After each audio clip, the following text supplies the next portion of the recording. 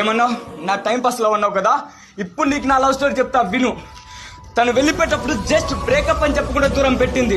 అప్పటి నుంచి ఎప్పుడు తింటున్నాను, ఎప్పుడు పడుకున్నాను, అసలు ఏం చేస్తున్నానో నాకే తెలీదు.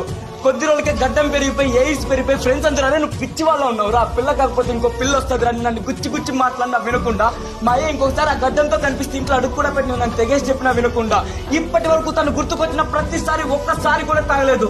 తాగితే తను ఎక్కడే మర్చిపోతున్నానని నాకు నేనే అనుకుని అందరిలాగా తాగి నా ప్రేమను అపవిత్రం చేసుకోవడం నాకు ఇష్టం లేక బియర్ ఎంత మిస్ అవుతున్నానో నాకు తెలుసు.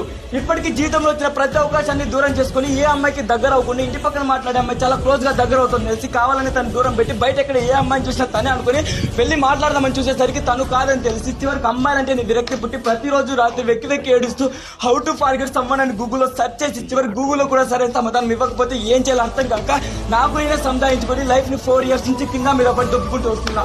సడన్గా తనకి ఎలా ఉన్నామని ఒకసారి మెసేజ్